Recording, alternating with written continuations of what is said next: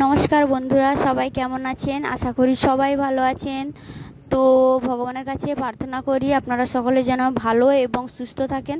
তো চলে এসেছি দেখুন আপনাদের কাছে আবারও একটা নতুন ভিডিও নিয়ে। তো আমি ভিডিওতে বানাতে চলেছি আজকে মাছের ঝাল, চিংড়ি মাছের টক, সাথে আলু ফুলকপির ঝোল। আর এখানে দেখুন আমি নিয়েছি আদা, রসুন, সর্ষে, লঙ্কা, আর এখানে 1 বছরের পুরানো তেঁতুল, পাকা তেঁতুল, সাথে হলুদ, পেঁয়াজ কুচি, নুন, সর্ষের তেল, রিফাইন তেল আর চিনি, আর নিয়েছি সাথে টমাটোর। তো আজকে এই সমস্ত রান্নার জন্য এই সমস্ত জিনিসগুলো প্রয়োজন, তাই আমি নিয়ে নিয়েছি। আর প্রথমে দেখুন আমি মাছগুলোর মধ্যে নুন হলুদ মাখিয়ে নিচ্ছি। তো নুনটা আমি দিয়ে দিচ্ছি, দেখুন নুনটা দিয়ে হলুদটাও দিয়ে দিচ্ছি, দিয়ে মাখিয়ে নিচ্ছি এবং সমস্ত মাছগুলো একসাথেই মাখিয়ে নেব। আর পরে মাছগুলোকে ভাগ করে নেব। তো এগুলোকে আমাদের এখানে কি খয়রা মাছ না কি বলে জানি না। তো আপনারা কে কি মাছ বলে থাকেন তা কমেন্টে জানাবেন। আর এই মাছগুলো খেতে কিন্তু খুব ভালো লাগে, বিশেষ করে শীতকালে খেতে খুবই ভালো লাগে টমেটো আর ধনেপাতা দিয়ে রাঁধলে। তো যেহেতু এটা শীতকাল নয়, আর তবুও এখন বিক্রি এসেছিলো, তাই খেতে ভালো লাগে, বিশেষ করে আমার ভালো লাগে। বাড়ি থেকে অতটা খেতে খুঁজে না, তাও নিয়ে নিয়েছি। নিজের যেহেতু ভালো লাগে, তো কিছু কিছু সময় তো নিজের পছন্দেরও দাম দেওয়া উচিত, তাই না? আর এখানে দেখুন মাছ ভাজার জন্য আমি কড়া গরম করে নিয়েছি। কড়া গরম করে ওর মধ্যে সাদা তেল দিয়ে দিয়েছি। সাদা তেল দিয়ে আমি এখানে তেলটি গরম করে নিচ্ছি। আর দেখুন এখানে আমার তেলটা খুব সুন্দর একবারে ভালোভাবেই গরম হয়ে গেছে। তো ওর মধ্যে এবারে আমি মাছগুলো ছেড়ে দিচ্ছি, খয়রা মাছগুলো ছেড়ে দিচ্ছি, পরে চিংড়ি মাছগুলো ভাজবো। আর এখানে খয়রা মাছগুলো দেখুন আমি সমস্তগুলো ছেড়ে দিয়েছি। আর এটাকে ভালো করে একটু সাইজ করে নেব। আর এখানে দেখুন মাছগুলো আমি এবারে উল্টে নেব। মাছগুলো উল্টে নিচ্ছি, একে একে সমস্ত মাছগুলো ঠিক একই রকমভাবে উল্টে নেব। আর আপনারা ঠিক কী পদ্ধতি এই মাছকে রান্না করেন আমাকে একটু কমেন্টে প্লিজ জানাবেন। আমি আমার মতো যেভাবে রান্না করি আপনাদেরকে দেখালাম, আর আপনারা যেভাবে রান্না করেন আমাকে কমেন্টে জানাবেন। আর এই মাছগুলো ভাজার সময় প্রচুর পরিমাণে গায়ে তেল ঠিকরায়। তো দেখুন আমি একটা মাছ উল্টাতে কতক্ষণ সময় লাগাচ্ছি, কেননা হাতের মধ্যে এত পরিমাণে তেল ঠিকরাচ্ছে, যার জন্য আমি হাতটা মাঝে মাঝে সরিয়ে নিচ্ছি। আর এখন মাছটা ভাজতে ভাজতে এখানে মা মশলা বাড়তিছে, আপনাদেরকে দেখাচ্ছি। তো এই মশলাটা মাছের ঝালের জন্য বাড়তিছে, আর এখানে ফুলকপির জন্য বাড়ছে আদা, রসুন আর লঙ্কা। আর এটা মাছের ঝাল আর চিংড়ি মাছের টকের জন্য সরষেটা একটু একসাথে বেশি করে বেটে নিচ্ছে, একেবারে দুটো তরকারির জন্য। আর এখানে দেখুন আমার মাছটা ভাজা হয়ে গেছে। এবারে আমি যে পরিষ্কার একটা জাম নিয়েছি, ওর মধ্যে এবারে মাছগুলোকে আমি একে একে সমস্ত মাছগুলো তুলে নেব। আর এই মাছগুলো কি বলুন তো, শীতকাল হলে না খুব মিষ্টি লাগে, এখন অতটা মিষ্টি লাগেনি। তো শীতকাল হলে এত সুন্দর খেতে লাগে না, খুব সুন্দর লাগে। তো কি বলুন তো, আমাদের বাড়িতে সচরাচর হয়নি, তার কারণ আমাদের বাড়িতে সকলে কিন্তু এই মাছ খেতে খুঁজেনি, একমাত্র আমি ছাড়া কেউ খেতে খুঁজেনি। আর তাই আমার মতো লিয়েছে। আর এখানে দেখুন না সকলের জন্য চিংড়ি মাছ লিয়েছে। আর এখানে দেখুন আপনাদের সাথে কথা বলতে বলতে আমি সমস্ত মাছগুলো জাম থেকে জামের মধ্যে তুলে নিয়েছি কড়া থেকে। আর এখানে চিংড়ি মাছগুলো সব একসাথেই দিয়ে দিয়েছি, একসাথেই ভেজে নেব। দিয়ে এখানে দেখুন চিংড়ি মাছগুলো ভাজা হতে হতে আমি এই যে তেঁতুলটা নিয়েছিলাম না, পাকা তেঁতুল, এই তেঁতুলটাকে জল দিয়ে চুটকে ওর মাড় বের করে নেব। আর কি জানেন তো, তেঁতুলগুলোর মধ্যে না প্রচুর প্রচুর পরিমাণে মাড়। আর এই তেঁতুলগুলো কিন্তু আমাদের কেনা নয়, আর এই তেঁতুলগুলো হচ্ছে আমাদের বাড়ির গাছের তেঁতুল। তো গাছ তো কেটে দিয়েছি এবং কেটে গাছ বিক্রি করা হয়ে গেছে। তো তেঁতুলগুলোকে আমি ছাড়িয়ে খুব সুন্দরভাবে সংরক্ষণ করে রেখেছি। তো জানি না কতদিন যাবে, তো আরও একটি গাছ আছে, তো তাতে এখনও ফল ধরেনি। তো আশা করি এই তেঁতুলটা চলতে চলতে সেই গাছের মধ্যেও ফল ধরে যাবে। আর এখানে দেখুন আমার মাড় বের করানো হয়ে গিয়েছিলো, তেঁতুলের ফলটা আমি নিজড়ে ভালো করে ফেলে দিয়েছি। আর এর মধ্যে এবারে দিয়ে দিচ্ছি যে সর্ষে বাটা, সর্ষে লঙ্কা বাটা আর হলুদ আর নুন দিয়ে এটাকে ভালো করে একটু গুলে রেখে দেবো, একটু জল দিয়ে ভালো করে গুলিয়ে রেখে দেবো।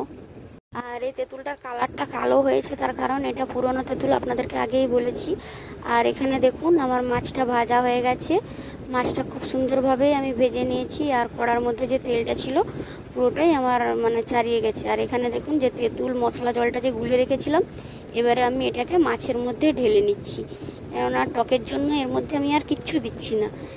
এটা দিয়ে দেব, আর অল্প পরিমাণে একটু চিনি দেব। আর এখানে দেখুন বাটিটা ধুয়ে আমি আরও এক বাটি জল দিয়ে দিচ্ছি, কেননা মাছটা একটু সেদ্ধ হলে না মাছের যে টেস্ট সেটা একটু ঝোলের মধ্যে বেরাবে। আর এটা খুব ঝোল ঝোল হবে না, এটা টক চচ্চড়ি যাকে বলা যায়, একটু চচ্চড়ি চচ্চড়ি মাখা মাখা হবে। আর এখানে দেখুন আমি 1 চামচ চিনি দিচ্ছি, কেননা আমাদের তেঁতুলটা প্রচুর পরিমাণে মিষ্টি, আর এতটাই মিষ্টি যে চিনি বেশি দেওয়ার লাগে না। তো এখানে দেখুন আমার টক চচ্চড়ি কিন্তু হয়ে গেছে, এবার আমি নামিয়ে নেবো। তো দেখুন আমি এখানে এটাকে খুব রসও রাখিনি, আর একেবারে খুব মানে টাইটও করিনি। এবারে আমি টিফিন বক্সটার মধ্যে চচ্চড়িটাকে নামিয়ে নেব। তো এবারে আমি টক চচ্চড়িটাকে নামিয়ে নিয়ে এরপরে আমি বানাতে চলেছি মাছের ঝাল। আর মাছের ঝালটা বানানোর জন্য এখানে দেখুন টমেটো কুচি নিয়েছি, আর পেঁয়াজ কুচি নিয়েছি, সর্ষে বাটা নিয়েছি, হলুদ নিয়েছি, নুন নিয়েছিলাম, আর নিয়েছি হচ্ছে মশলা জল মানে সিলধোয়ানা জল, আর সর্ষের তেল। আর আমি সিলধোয়ানা জলটা না সবসময় রাখি, বড়রা বলে সিলধোয়ানা জল দিয়ে নাকি তরকারি রাঁধলে তরকারির স্বাদটা নাকি খুব সুন্দর হয়। আর এখানে দেখুন আমার কড়া গরম হয়ে গেছে, কড়া গরম করে আমি ওর মধ্যে তেল দিয়ে দিয়েছিলাম এবং তেলটাও গরম হয়ে গেছে। এটাকে এবার আমি একটু খুন্তি দিয়ে ভালো করে মানে পুরো কড়াটার মধ্যে চাড়িয়ে নিচ্ছি। আমি এখানে মাছের ঝালটা বানানোর জন্য সর্ষের তেল নিয়েছিলাম, আর এখন মানে তেলটা গরম হয়ে গেছে আপনারা দেখতে পাচ্ছেন। তার মধ্যে আমি পেঁয়াজটা দিয়ে দিয়েছি, সাথে একটা যে টমেটো কুচি করে রেখেছিলাম টমেটোটা ওর মধ্যে দিয়ে ভালো করে ভেজে নেব। আর অল্প পরিমাণে নুন দিয়ে দিলাম, নুন দিয়ে এবারে অল্প 1 চামচ মতো হলুদ দিয়ে দিয়েছি, দিয়ে ওটাকে এবারে ভাজতে সময় দেব। আর গ্যাসটাকে একেবারে কমিয়ে দেবো, কেননা বেশি গ্যাস বাড়ানো থাকলে না ওটা এবারে চুঁয়ে যাবে আর টমেটোটা গলবে না। আর দেখুন এখানে আমার কিন্তু টমেটোটা খুব সুন্দরভাবে গলে গেছে। এর মধ্যে এবার আমি সরষা বেটে রাখা যে মশলাটা দিয়ে দিচ্ছি, আর সরষাটা মানে ভাজবো না, ওটা আমি ডাইরেক্ট জল দিয়ে দিলাম। তার কারণ পেঁয়াজ বাটা থাকলে তবে ভাজা যেত, যেহেতু পেঁয়াজ বাটা নেই তাই ওটা আমি একেবারে জলের মধ্যেই দিয়ে দিয়েছি। দিয়ে আমি এবারে কড়ার মধ্যে সমস্ত কিছু মশলা জল সরষা সব একসাথে মাখিয়ে নিলাম। আর এখানে দেখুন আমার ঝোলটা ফুটে এসেছে, ঝোলটা ফুটে যেতে ওর মধ্যে এবারে যে মাছগুলো ভেজে রেখেছিলাম সে মাছগুলো ওর মধ্যে এবারে আমি সমস্ত দিয়ে দিলাম। দেখুন ঝোলের মধ্যে যে আমি মাছগুলো দিয়েছিলাম, তো মাছগুলোকে একটু ভালো করে নাড়াচাড়া করে ঝোলের মধ্যে ডুবিয়ে দিচ্ছি। আর মাছটার রস বের হতে আমি ঝোলে ভালো করে ফুটিয়ে রেখেছিলাম। আর এখানে দেখুন অল্প পরিমাণে আমি নুন চিনি দুটোই দিয়ে দিলাম। আর কি বলুন তো, আমি না চিনিটা না প্রতিটা রান্নার মধ্যে চিনিটা আমি দিয়ে থাকি। আপনারা আমার প্রতিটা ভিডিও দেখবেন, প্রতিটা ভিডিওতে আমি চিনিটা দিই। আসলে আমাদের বাড়িতে যাই হোক তরকারিটা চিনি দেওয়াটা সকলেই পছন্দ করে। আর এখানে দেখুন আপনাদের সাথে কথা বলতে বলতে আমার রসটা মরে গেছে তরকারির, আর এইভাবে মাখো মাখো থাকবে, এইভাবে আমি নামিয়ে নেব। আর এরপরে আমি দেখুন এখানে ফুলকপিটা রান্না করব। তার জন্য ফুলকপি আলু ধুয়ের জন্য জামে জল দিয়ে ফুলকপি আলু ডুবিয়ে রেখেছিলাম। আর এখানে টমেটো নিয়েছিলাম, নুন হলুদ আদা রসুন পেঁয়াজ আর লঙ্কা বাটা সরষের তেল রিফাইন তেল সমস্ত কিছু মশলা এখানে নিয়ে নিয়েছি। আর এখানে প্রথমে কি বলুন তো, ফুলকপিটা না একটু পরিমাণে আমি ভাপিয়ে নেব। তার কারণ শীতকালের ফুলকপি হলে এই সমস্যাটা থাকে না, যেহেতু এটা অসমের ফুলকপি তো যার জন্য একটু ভাপিয়ে নিচ্ছি, কেননা এর মধ্যে একটা গ্যাস বেরায়, তো এই গ্যাসটা খেতে আমাদেরকে খুব বিরক্তি লাগে। একটু ভাপিয়ে নিলে যে একটা ফুলকপির যে একটা গন্ধ সেই গন্ধটা থাকে না। তো আমি অল্প পরিমাণে একে ভাপিয়ে নিয়ে তারপরে আমি আবার ঘুরে তেলে ভাজবো। আর এখানে দেখুন আপনাদের সাথে কথা বলতে বলতে আমি কড়ার মধ্যে ফুলকপি আলু সব তুলে দিয়ে ওর মধ্যে 1 জাম মতো জল দিয়ে দিয়েছি, জল দিয়ে নুন হলুদ দিয়ে এটাকে এবারে ভাপানোর জন্য দিয়ে দেবো। একবারে ভাপাবো, সেদ্ধ আমি করবো না। তো আমি সেদ্ধটা তেলের মধ্যে ভেজেই করবো, এটা শুধু জাস্ট ভাপিয়ে নিচ্ছে। দেখুন জলটা ফুটে গেছে, এবার আমি একে ছেঁকে ছেঁকে সমস্ত ফুলকপিগুলো একে একে তুলে নেব। আর এটাকে আমি কি বলবো, শুধু জলটা ফুটার জন্যই দিয়েছিলাম, যাতে ওর মধ্যে একটা গন্ধ থাকে। তো জানি না কাকে কাকে গন্ধ লাগে, তো আমাকে কিন্তু প্রচুর পরিমাণে গন্ধ লাগে, প্রচুর। তাই আমি এমনিতে আমার ফুলকপি খুব একটা পছন্দের নয়, বাড়িতে সকলে খায় তাই নিয়ে আসে। আর যেহেতু আমি রান্নি তো আমাকে তো রান্না করতেই হবে, কিছু করার নেই। ফুলকপি ঘুগনি এগুলো আমার পছন্দ নয়। আর এখানে দেখুন ফুলকপিটা আমি ছেঁকে নিয়েছি, ছেঁকে নিয়ে কড়াটা ধুয়ে পরিষ্কার করে গরম হতে দিয়ে দিয়েছি। আর এখানে কড়াটা গরম হয়ে গেছে আমার, দেখুন দেখেই বোঝা যাচ্ছে। তো ওর মধ্যে আমি ফুলকপি ভাজার জন্য সাদা তেল দিয়ে দিচ্ছি। আর আপনারা চাইলে এটা সর্ষের তেলেও ভাজতে পারেন, তো আমি ভাজাভাজিগুলো বেশিরভাগ সাদা তেলেই করি। আর রান্নাটা সরষের তেলে করি। কিছু কিছু সময় মানে সাদা তেলে আমার তরকারি রাঁধা হয়, আমি একবারে যে রাঁধি না তাও নয়, মাঝে মাঝে আমি রান্না করিও। আর এখানে দেখুন তেলের মধ্যে আমি মানে কি বলবো সমস্ত ফুলকপিগুলো যে ভাপিয়ে রেখেছিলাম, সেই ফুলকপিগুলো যে ছেঁকে রেখেছিলাম সেইগুলোকে আমি তেলের মধ্যে দিয়ে দিচ্ছি। এগুলোকে খুব সুন্দর লাল করে ভেজে নেবো। আর এখানে দেখুন আমার লাল করে ভাজাও হয়ে গেছে। এবার আমি এগুলোকে সব ছান্তা দিয়ে ছেঁকে তেল থেকে তুলে নেব। তো এবারে তেলটাও না আমার খুব পরিমাণে বেশি হয়ে গেছে, তো আমি ওই তেলের মধ্যেই কিন্তু রান্না করব। কেননা যদি তেলটা আমার না বেশি হতো তাহলে আমি সরষের তেল দিয়ে রান্না করতাম, তো তেলটাকে আমি কি করব এখন, তাই আমি তেলটাকে মানে ওই তেলেই রান্না করবো। আর এখানে দেখুন আপনাদের সাথে কথা বলতে বলতে আমার ফুলকপিগুলো ছাঁকা হয়ে গেল। আর ফুলকপির সাথে একটু আলুটা বেশি দিয়েছিলাম, কেননা ফুলকপিটা মানে একটু ছোট ছিল। তো যতই হোক এখন তো ফুলকপির দাম প্রচুর, একটা ফুলকপি 70 টাকা নেয়। আর এখানে দেখুন আপনাদের সাথে কথা বলতে বলতে আমার ওই তেলের মধ্যে এবারে আমি দিয়ে দিচ্ছি পেঁয়াজ কুচি।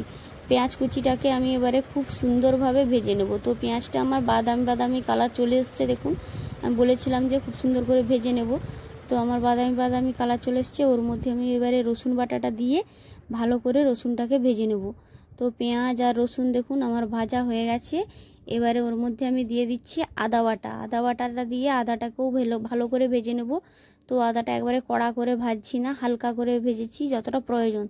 তো এরপরে ওর মধ্যে আমি একে একে দিয়ে দেবো লঙ্কা বাটা আর হলুদ গুঁড়ো আর টমেটো, সমস্ত কিছু নুন চিনি সমস্ত কিছু দিয়ে ভালো করে নাড়াচাড়া করে ওর মধ্যে এবারে মশলা জল দিয়ে ওটাকে আমি এবারে টমেটোগুলো গলতে দেবো আর মশলাটাকে ভালো করে কষতে দেবো। তো মশলাটা তো আমার এখানে ভাজা হয়েছে, এখানে কষতে তো হবে। কষার জন্য ওই যে শিলদোয়ানি যে জলটা রেখেছিলাম ওই জলটা দিয়ে এবারে আমি এটাকে কষিয়ে নেব। আর এখানে দেখুন আমি জলটা দিয়ে দিয়েছি, দিয়ে এবারে ওকে ফুটতে দেবো। আর ফুটে গেলেই আমার মানে টমেটোটা গলে গেলেই এখানে দেখুন টমেটোটা গলেও গেছে, আর সাথে মানে কি বলবো সাইডে তেল বেরিয়ে গেছে। তেল বেরিয়ে যাওয়ার মানে বোঝাই যাচ্ছে যে আমার মশলাটা কষানো হয়ে গেছে। এর মধ্যে এবারে আমি ফুলকপি আলু যে ভেজে রেখেছিলাম সেটাকে ওর মধ্যে দিয়ে ভালো করে নাড়াচাড়া করে কষিয়ে নেব। এইরকমভাবে ফুলকপি কষেও অনেকে নামিয়ে নেয়, কেননা অনেকে ফুলকপি শুধু কষা খেতে ভালোবাসে। তো আমরা যেহেতু ঝোল করব তাই ওর মধ্যে এবারে আমি জল ঢেলে নেব। তো দেখুন আমার ফুলকপিটা কষানো হয়ে গেছে, কষানো হয়ে যেতে ওর মধ্যে আমি জল ঢেলে নিচ্ছি ঝোলের জন্য। তো ঝোল মানে কি বলবো জলটা যে যতটা পরিমাণে ঝোল খেতে চান সে ততটা পরিমাণেই জল দেবেন। আর এখানে দেখুন আমি জল দিয়ে অল্প পরিমাণে নুন দিয়ে দিলাম, কেননা আমার ঝোলের জন্য নুন দেওয়া হয়নি, তখন যে নুনটা দিয়েছিলাম শুধু মশলার জন্য। আর এখানে দেখুন আমার ঝোলটা ফুটে গেছে এবং ঝোলটা মানে একেবারে হয়েই গেছে বললেই চলে। এবার আমি ঝোলটাকে নামিয়ে নেব। আর এখানে আমি খাবারটা বেড়েও নেব। তো খাবার বাড়াটা আপনাদেরকে পরিবেশন করছি। এখানে দেখুন আমার ফুলকপির তরকারি, মাছের ঝাল, সাথে টমেটোর টক সমস্ত কিছুটাই কমপ্লিট হয়ে গেছে। আর ভিডিওটি যদি ভালো লেগে থাকে তাহলে অবশ্যই লাইক কমেন্ট এবং শেয়ার করবেন। আর যারা ইউটিউব থেকে দেখছেন তারা চ্যানেলটিকে প্লিজ দয়া করে সাবস্ক্রাইব করবেন।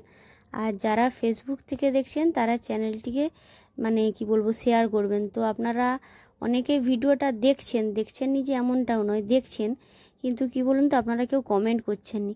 তো প্লিজ দয়া করে ভিডিওটিতে একটু কমেন্ট করবেন, ভালো লাগলে কমেন্ট করবেন, খারাপ লাগলেও কমেন্ট করবেন। আর প্লিজ আমার পাশে থাকুন এবং সাথে থাকুন আর সাপোর্ট করুন। তো আপনাদের সাপোর্ট যদি আমি পাশে মানে আমার সাথে থাকে বা আপনাদের ভালোবাসা যদি আমার সাথে থাকে তাহলে আমি জীবনে এগোতে পারবো বা আপনাদের সামনে আমি আরও নতুন নতুন ভিডিও আনতে পারবো। তো প্লিজ আপনারা আমার সাথে থাকুন আর আমি চেষ্টা করব আপনাদের সামনে আরও নতুন নতুন এবং ভালো ভিডিও আনার। আর এখানে দেখুন আমি সমস্ত খাবারগুলো বেড়ে নিচ্ছি। তো আমি ফুলকপিটাও বেড়ে নিয়েছি, এখানে মাছের ঝালটাও বেড়ে নিয়েছি, সাথে এখানে দেখুন আর টক চচ্চড়িটাও বেড়ে নিচ্ছি। তো এই খাবারটা আমি বাবার জন্য বাড়তেছি, বাবাকে দেবো এবং আমাদের খেতে এখন অনেক দেরি, তাই আমাদের জন্য বাড়ছি না। তো আপনাদেরকে কেমন লাগলো খাবারটা অবশ্যই আমাকে প্লিজ কমেন্টে জানাবেন। আমি বারবার আপনাদেরকে বলছি কমেন্টে জানাবেন। আর ভালো থাকবেন, সুস্থ থাকবেন, টাটা বাই।